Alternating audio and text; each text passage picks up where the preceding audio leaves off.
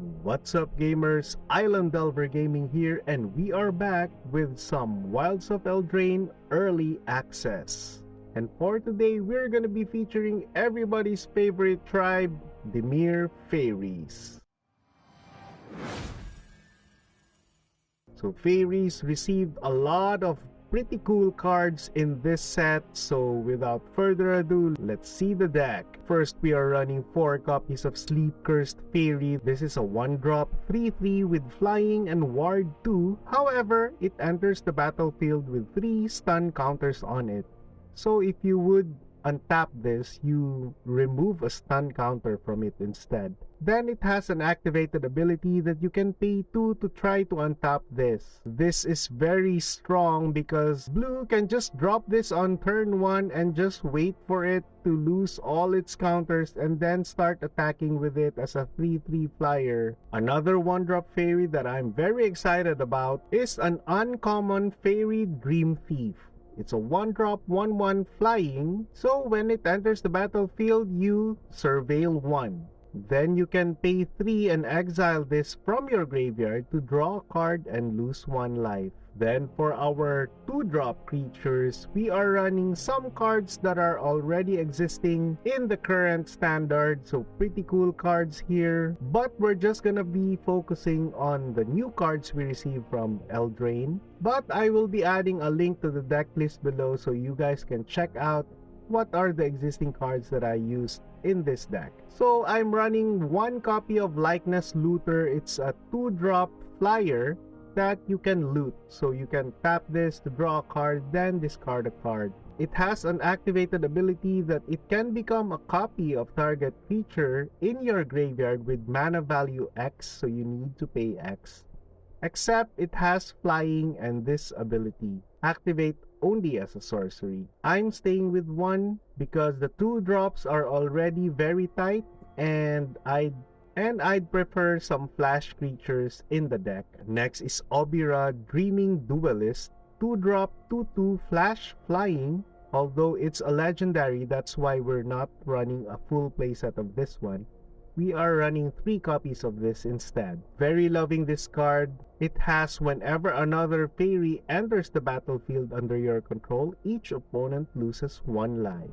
For our 3-drop, we are running Talion's Messenger. It's a 1/3 Faerie Noble with flying, and it has whenever you attack with 1 or more fairies, you draw a card, then discard a card. When you discard a card this way, put a +1/+1 counter on target fairy you control. Last creature is Talion the Kindly Lord. It's a 4-drop 3/4 with flying, and as this enters the battlefield, choose a number between 1 and 10. Then whenever an opponent casts a spell with mana value, power, or toughness equal to the chosen number, that player loses 2 life and you draw a card. So this is a very, very strong effect. And in standard, I would think that you would be naming 2 in most cases because I think that's the safest number to choose. However, 1 or 3 can also be very good choices depending on what your opponent is. And moving on to our spells, first is a discard spell that I'm very excited about. It's Ego Drain 1-drop sorcery. Target opponent reveals their hand. You choose a non-land card from it, and then that player discards a card.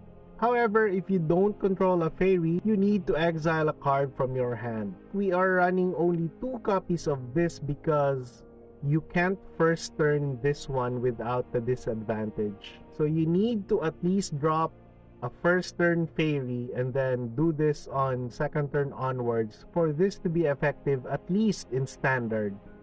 So that's why I'm only running 2 copies of this, but I really like this card and hopefully I can up the count to more than 2 in the future. Next spell is Spell Stutter, probably my favorite counter spell in the set. So it's a common 2 to cast instant. that counters target spell unless its controller pays 2, plus an additional 1 for each fairy you control. Then the last card are 2 copies of Virtue of Persistence. I think I have featured this in my mono black mid-range deck, and I'm very excited about this card because this is a very strong card. It's a win con that lets you reanimate a creature from any graveyard at the beginning of your upkeep. Then in the early game, although it's a sorcery, it can kill a creature and then you can gain 2 life with this card. That's it for the deck list. If you're not yet subscribed to the channel, please do consider subscribing to the channel. It will help me a lot. So without further ado, let's see this deck in action. Okay, for our first match, yes, we can keep this hand. Hello, opponent. Oh, that's how strong Faeries is! Instant win. Just joking, let's go to another match. This is our play testing for our Dimir Faeries.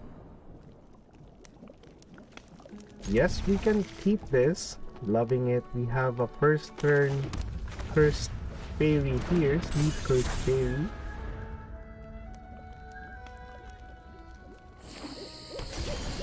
Okay, our opponent's red-green. We drew a counter spell, but I think I'm okay to tap out. I think it would be better to drop the Likeness Looter here so that when we untap, it can only it can activate itself. So the moment we drop Faerie Vandal, okay, never mind, our creature is dead. But that should be the proper play there. The Faerie Vandal will care about drawing our second card. So I guess we can just pass the turn here and flash Faerie Vandal at the end of our turn. End of our opponent's turn. Okay. Virtue of Courage. Loving that spell. So 2 early Virtue of Courage from our opponent. Let's just flash Faerie Vandal here at the end of his opponent's turn. That's the third. Did we remove the third stun counter? I think so, because this didn't untap. I was hoping to attack with this already. So Faerie Vandal will care about drawing the second card each turn. So as much as I'd like to activate the Faerie Dreamthief, Stomper is okay at the end of our opponent's turn, but it won't trigger the Faerie Vandal because this is gonna be the first card that we draw. So yep, this would untap next turn. So I think I'll just pass here and get my turn. Now I can activate this. Hope to draw a land.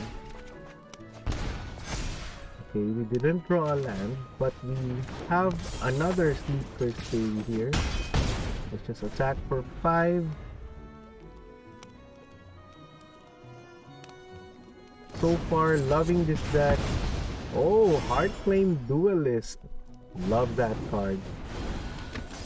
So against like combat decks, so we need to kill that Duelist because that will give lifelink to instant and sorcery spells of our opponent.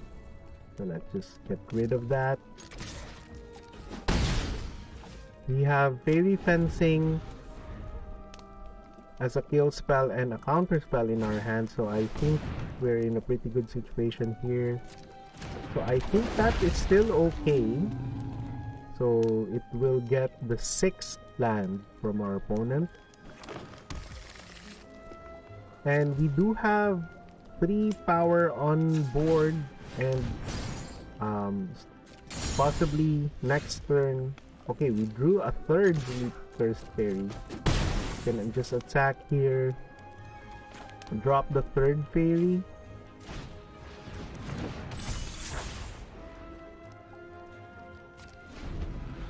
I think we won't get to Virtue of Persistence, but it would be pretty cool if we can cast that. a third copy of Stomper. So we have 3 Sleep-Cursed Faeries and our opponent has 3 Stompers. So now our opponent can now attack for 4, but I think we still have the advantage. We can win in 2 turns, but I would just kill one of these. So you want 4. Oh wait, if we control a fairy, it gets additional -3. So we need to only tap 1 for X. Yep, that's a pretty cool card. It's a 1-drop -3/-3 if you have a fairy. Let's just attack.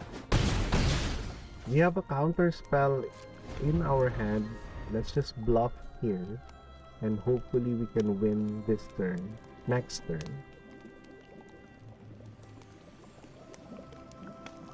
Sleep-Cursed Faerie, man, this is a pretty strong creature. And very perfect for blue, because blue doesn't need to rush.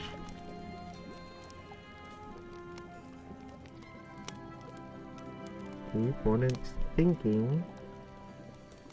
Our opponent needs to get rid of these things. Italy, we can just counter that.